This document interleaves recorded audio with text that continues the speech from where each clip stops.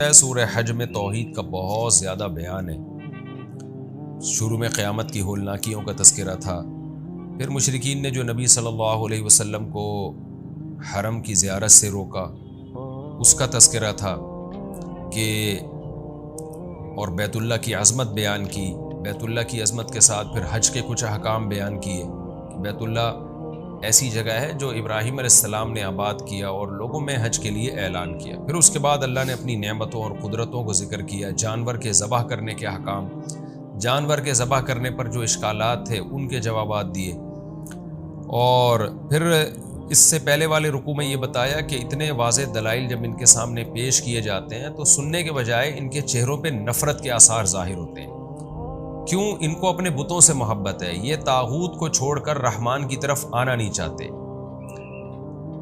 تو اب اللہ تعالیٰ اس رکوع کے آخر میں مشرکین کو ایک دلیل پیش کر رہے ہیں کہ تم جو اپنے بتوں کی، اپنے بھگوانوں کی محبت میں پاگل ہو گئے ہو اور خدا کی آگ کو تم نے برداشت کرنے کا سوچ لیا ہے کہ اللہ یعنی جہنم میں جانے کا تم نے سوچ لیا ہے، اور اس وجہ سے تم قرآن سننا بھی گوارا نہیں کرتے، تو ہم تمہیں ایک مثال دیتے ہیں۔ تمہیں قرآن سمجھ میں نہیں آتا، تمہیں پیغمبر کی بات سمجھ میں نہیں آتی، ایک مثال تو سمجھ میں آتی ہے نا کہ تم جن بتوں کے سامنے صبح و شام جھکتے ہو خدا کو چھوڑ کر، خدائی احکام کو فالو نہیں کر رہے، تو یہ تو مکھی بھی نہیں بنا سکتے، اور مکھی بنانا تو دور کی بات، تم جو ان پہ چڑھاوے چڑھاتے ہو، مٹھائیاں ان کے سامنے رکھتے ہو، مکھی اگر اس مٹھائی میں سے کچھ لے کے اڑ جائے تو یہ چھڑا نہیں سکتے اس سے، تو ایسے لچر لوگوں کی تم کیوں عبادت کر رہے ہو؟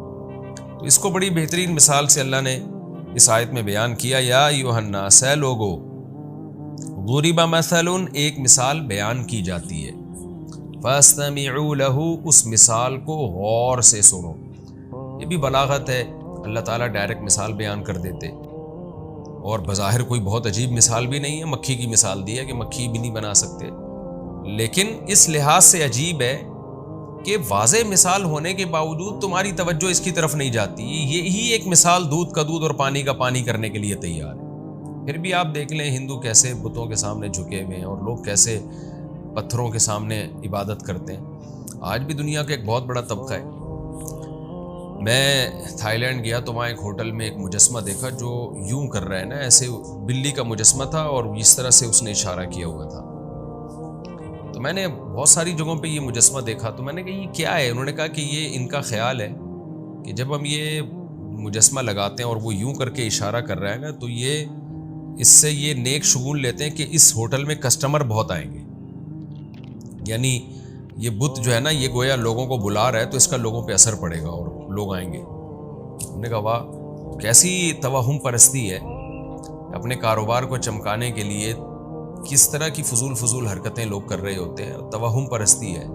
تو اللہ کہتے ہیں کہ تم ایک بغیر دلیل کے ان کو تم نے خدا بنا لیا، اور جس کے خدا ہونے کے بے شمار دلائل ہیں اس کو تم نے چھوڑ دیا۔ یا ایھا الناس ضرب مثل، اے لوگو، ایک مثال بیان کی جاتی ہے، فاستمعوا لہ، خوب غور سے سنو اس مثال کو، ان الذین تدعون من دون اللہ، بے شک وہ لوگ جن کو تم اللہ کو چھوڑ کے پکارتے ہو، لن یخلقوا ذبابا، ہرگز ایک مکھی بھی نہیں پیدا کر سکتے، وَلَوِ اجْتَمَعُوا لَهُ، اگرچہ یہ سب جمع ہو جائیں اس کے لیے۔ دنیا میں جتنے بھی بت ہیں، بھگوان ہیں، وہ سارے کے سارے گول میں اس کانفرنس کریں اور اس کے بعد سوچیں کہ بھائی ہم نے ایک مکھی بنانی ہے، تو وہ بھی نہیں بنا سکتے۔ وَإِن يَسْلُبْهُمُ الذُّبَابُ شَيْئًا، اور مکھی بنانا تو دور کی بات، مکھی ان کے سامنے سے کچھ چھین کے لے جائے۔ دیکھیں قرآن وہی مثال دے رہا ہے جو بتوں پہ 100% فٹ آتی ہے، کیونکہ یہ جو بتوں کے سامنے چڑھاوے رکھنا یہ آج کے دور کی بات نہیں ہے، یہ عربوں میں بھی تھا۔ بیت اللہ میں 360 بت رکھے ہوئے تھے، تو وہاں بھی چڑھاوے چڑھائے کرتے تھے، اور ہندوؤں میں چونکہ گوشت کھانے کا رواج نہیں ہے تو وہ مٹھائیاں رکھتے ہیں، عربوں میں چونکہ گوشت کا رواج تھا تو وہ جانور بھیڑ چڑھا دیا کرتے تھے ان بتوں کے نام پہ، لیکن کچھ نہ کچھ کھانے پینے کی چیزیں رکھنے کا ہمیشہ سے بتوں کے سامنے رواج رہا ہے۔ اس لیے اللہ نے مثال دی، وَإِن يَسْلُبْهُمُ الذُّبَابُ شَيْئًا، مکھی اگر ان سے کوئی چیز لے لے، لا يَسْتَنْقِذُوهُ مِنْهُ، یہ قیامت تک اس کی طرف دیکھتے ہی رہیں گے، یہ اس سے کچھ اٹھا نہیں سکتے، چھڑا نہیں سکتے۔ ضعف الطالب، تو جو ان بتوں کی عبادت کرنے والا وہ بھی کمزور، وہ کمزور ہے تبھی تو ان کے پاس جا رہا ہے نا، کہ وہ خود اپنے کام نمٹا نہیں سکتا، وہ بھی کمزور ہے۔ اور کمال کی بات ہے جس کے پاس جا رہا ہے والمطلوب، جس کو طلب کر رہا ہے، جس بھگوان کی، جس معبود کی عبادت کر کے اس کی رضا طلب کر رہا ہے، وہ مطلوب بھی اور وہ مقصود بھی کمزور ہے، دونوں ہی ایک جیسے لچر ہے۔ ہونا تو یہ چاہیے کمزور طاقتور کے پاس جائے، طاقتور تو کسی کے پاس جانے کی ضرورت نہیں ہے، دونوں کمزور ہوں تو یہ کتنی بڑی حماقت اور کتنی بڑی بے وقوفی ہے۔ اور حقیقت یہ ہے کہ آج یہ بات 100% روحانی عاملوں پہ بھی صادق آتی ہے کہ یہ بھی نہ مکھی بنا سکتے ہیں، نہ مکھی سے کچھ چھڑا سکتے ہیں، تو یہ سنگ دل محبوب آپ کے قدموں میں کہاں سے لا سکتے ہیں؟ یہ آپ کے مسائل کہاں سے حل کر سکتے ہیں؟ یہ اپنے مسائل نہیں حل کر سکتے۔ تو لیکن لوگ ان کے پیچھے بھی اسی طرح پاگل ہوئے ہوئے ہیں جیسے مشرکین بتوں اور بھگوانوں کے پیچھے پاگل ہو جاتے ہیں۔ تو آج ان کے چند شعبدے دیکھ کر دیکھیں، شعبدے جو ہے نا وہ بتوں کے بھی بہت ہوتے ہیں۔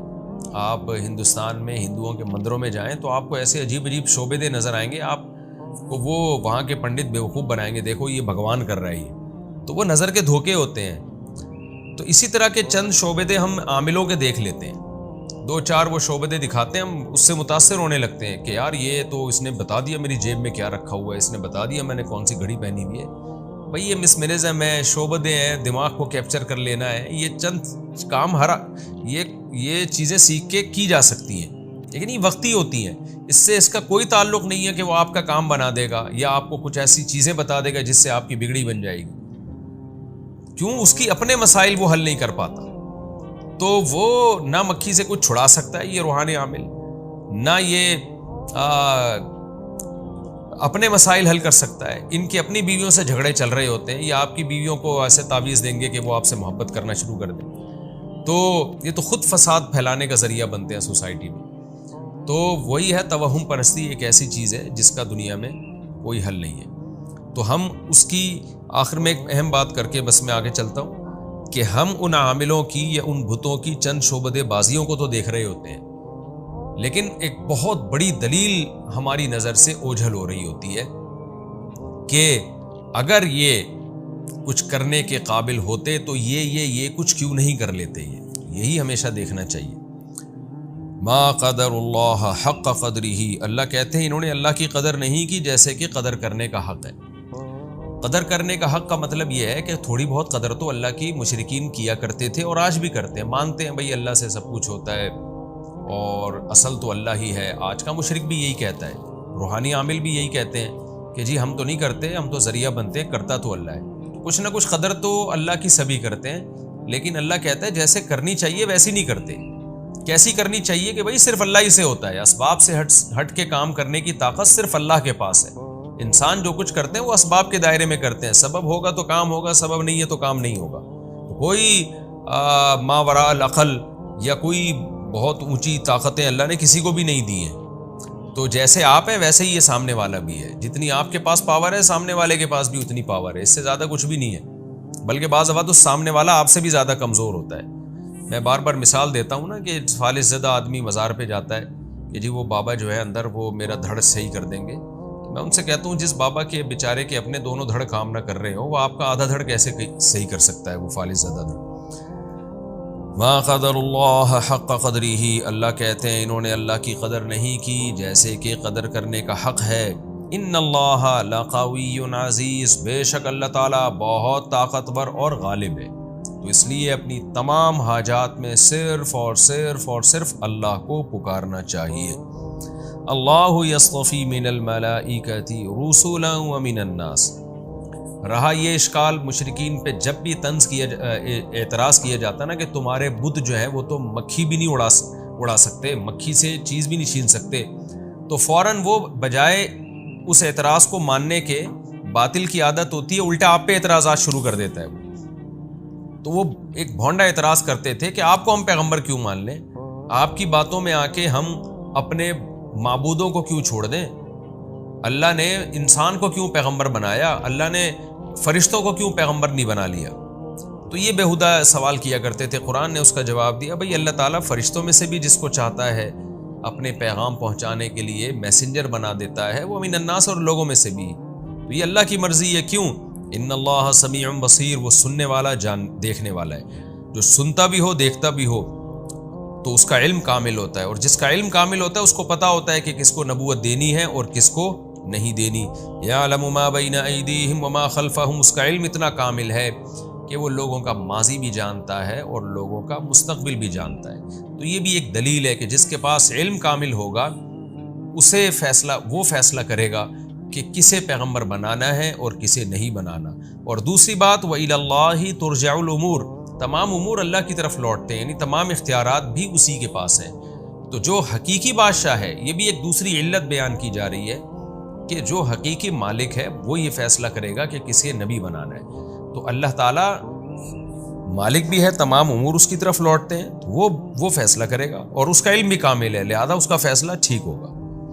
یا ایھا الذین آمنوا ارکعوا واسجدوا واعبدوا ربکم وافعلوا الخیر لعلکم تفلحون۔ یہاں سے لے کے اب آخری آیت تک ایمان والوں کو خطاب ہے کہ مشرکین سے جو بات ہم نے کرنی تھی وہ تو کر لی، اب جو لوگ ایمان لا چکے ہیں اللہ انہیں حکم دے رہا ہے کہ تم نے استقامت کے ساتھ اسلام پر عمل کرنا ہے، تم نے استقامت کے ساتھ دین پر عمل کرنا ہے۔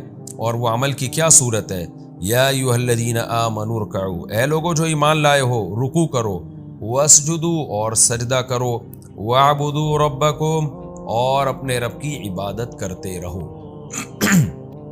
مشرکین کی باتوں میں مت آؤ، وافعلوا الخیر اور اچھے کام کرتے رہو، نیکی کے کام کرتے رہو صرف خدا کو خوش کرنے کے لیے، تو تمہیں اس کا قیامت کے دن اجر ملے گا۔ وہ اجر کے نتیجے میں کیا ہوگا؟ لعلکم تفلحون، شاید کہ تم کامیاب ہو جاؤ۔ میں بار بار بتا چکا ہوں کہ اللہ کا شاید ہمارا والا شاید نہیں ہوتا، اللہ کا شاید کا مطلب ہوتا ہے یقیناً تم کامیاب ہو جاؤ گے۔ یہاں امام شافعی رحمہ اللہ تعالیٰ کے نزدیک سجدہ کرنا واجب ہے، وہ اس آیت سے استدلال کرتے ہیں ارکعوا واسجدوا، اور روایات بھی ہیں کچھ اس بارے میں، تو سجدہ کرو۔ جبکہ امام ابو حنیفہ رحمہ اللہ تعالیٰ کے نزدیک یہ جو آیت ہے ارکعوا واسجدوا، یہ نماز سے کنایہ ہے، یعنی اس میں سجدے کا حکم نہیں ہے بلکہ نماز کا حکم ہے۔ تو نماز کے دو اہم ارکان ہیں رکوع اور سجدہ، تو رکوع اور سجدے کو ہائی لائٹ کیا، مراد اس سے کیا ہے؟ نماز قائم کرو۔ تو اختلافی مسئلہ ہے، ہمیشہ سے صحابہ تابعین سے اب تک اختلاف چلا آ رہا ہے۔ تو قرآن میں ہیں تو 14 سجدے، لیکن 2 آیتوں کے بارے میں اختلاف ہے کہ ایک آیت میں امام ابو حنیفہ کے نزدیک سجدہ ہے، امام شافعی کے نزدیک نہیں ہے، اور یہ والی جو آیت ہے سورہ حج کی، اس میں امام شافعی کے نزدیک سجدہ ہے، امام حنیفہ کے نزدیک نہیں ہے۔ تو اختلافی مسئلہ ہے، کسی بھی فقہ کو انسان فالو کرتا ہو تو اس پر عمل کر سکتا ہے وہ۔